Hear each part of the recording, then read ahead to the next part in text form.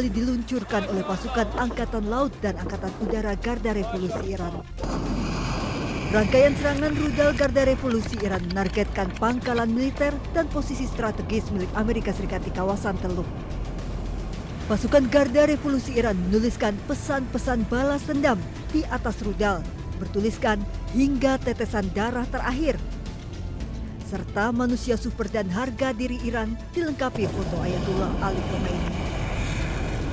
Rangkaian serangan rudal dilakukan sebelum fajar. Serangan tahap ketiga ini dilakukan sebagai respon Iran terhadap serangan kejutan berskala besar Amerika Serikat yang dilakukan sebelumnya. Serangan Garda Revolusi Iran menghantam pusat dukungan logistik dan anjungan pengisian bahan bakar untuk kapal induk Amerika Serikat di Pelabuhan Duqm, Oman.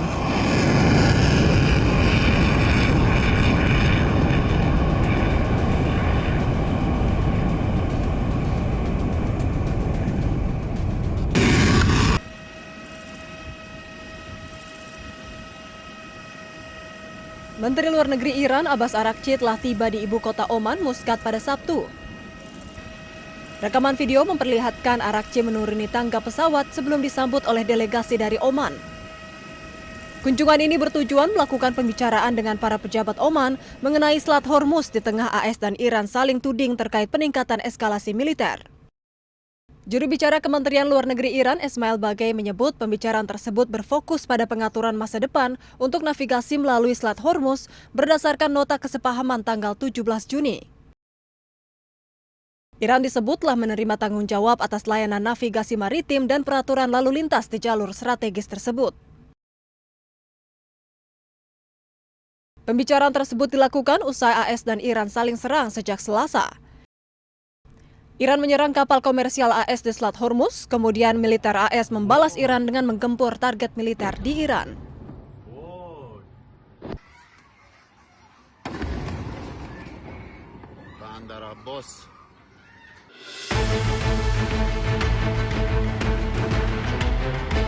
Setelah ditetapkan sebagai tersangka kasus 3 mega korupsi, ex-Jampitsus Febri Adriansah layak dijatuhi hukuman mati.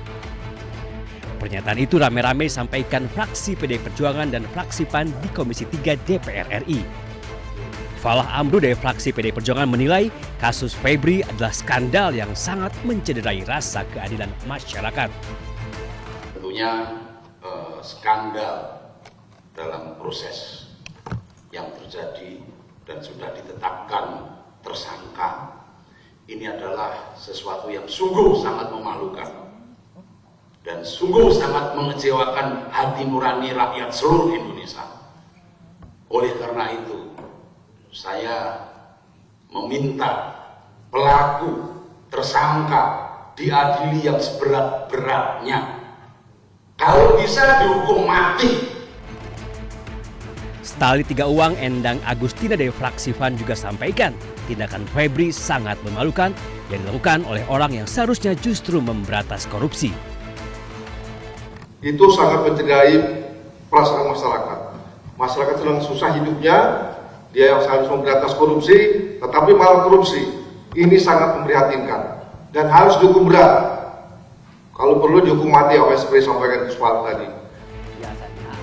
Senada pakar hukum tata negara Mahfud MD juga menilai jika ex-Jampitsus itu terbukti bersalah, maka hukuman yang layak diterimanya adalah hukuman mati. Gitu kan. Nah, tapi sekarang serius nih, hukumannya apa? Menurut saya hukumannya maksimal. Maksimal itu dengan hukuman pidana khusus, bukan pidana biasa. Apa itu? Pidana khusus itu pidana mati. Korupsi itu bukan tindak pidana biasa. Tapi ini adalah tindak pidana luar biasa. Di hukum kita disebut dengan eksplisit ini memang kejahatan luar biasa. Nanti dilihat aja penjelasan Undang-Undang 19 tahun 2019 alinea kedua, jelas di situ. Nah, kalau begitu kan hukumannya mati. Febri Adriansah ditetapkan sebagai tersangka untuk 3 kasus korupsi sekaligus. Kasus batubara di PT PLN, PT Asabri, dan PT Krakatau Steel. Kasus yang telah diselidiki sejak tahun 2018 itu berujung pada penetapan sang Jampitsus sebagai tersangka. Kita lihat saja seperti apa nasib Febri Adriansah selanjutnya. Tim Liputan iNews melaporkan.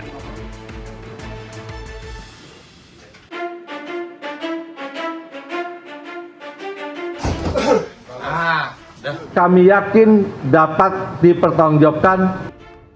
Usai rumahnya digeledah, Febri muncul pertama kali ke publik pada Jumat 10 Juli lalu. Dengan percaya diri, Febri memastikan dirinya masih menjabat sebagai Jampitsus. Febri juga menyebut masih menangani sejumlah kasus, salah satunya adalah kasus tata kelola makan bergizi gratis MBG. Dalam pernyataannya, Febri juga membantah memiliki keterkaitan bisnis dengan salah satu kafe yang digeledah polisi. Febri pun membantah uang yang berada di rumahnya di Sentul adalah miliknya. Namun, sehari setelah pernyataannya, Kejagung pun mengumumkan Febri mundur dari jabatannya sebagai Jampitsus. Di hari yang sama, polisi menetapkan Febri sebagai tersangka. Febri diduga terlibat kasus dugaan korupsi dan pencucian uang terkait batu bara pembangkit listrik tenaga uap, Asabri dan Krakatau Steel. Usai ditetapkan sebagai tersangka, Febri tak lagi muncul di publik. Hingga kini, Febri pun belum ditahan. Surat larangan berpergian ke luar negeri juga telah keluar. Publik pun menanti langkah selanjutnya dari penanganan kasus mega korupsi ini.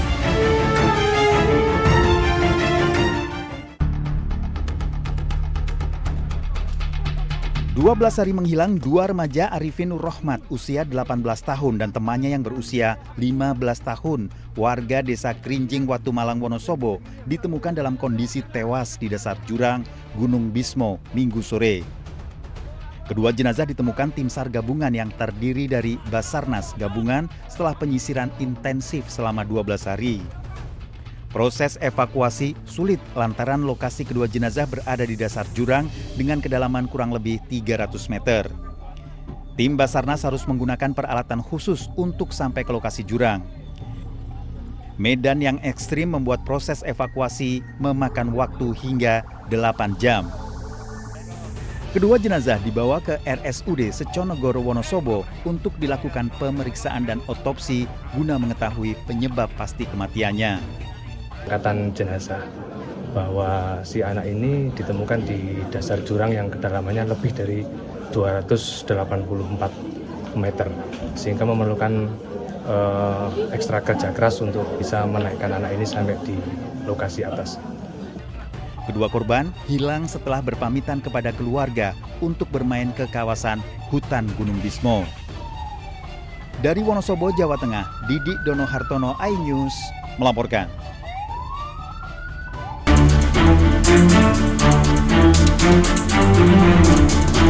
Jagat maya digemparkan video kilatan cahaya yang diduga merupakan meteor. Kilatan cahaya ini terekam kamera warga Jakarta Timur, Bekasi, Cirebon, Tasikmalaya, hingga Yogyakarta pada 11 Juli lalu. Di Cirebon dan Kuningan, warga melaporkan mendengar suara dentuman beberapa kali sesaat setelah meteor melintas.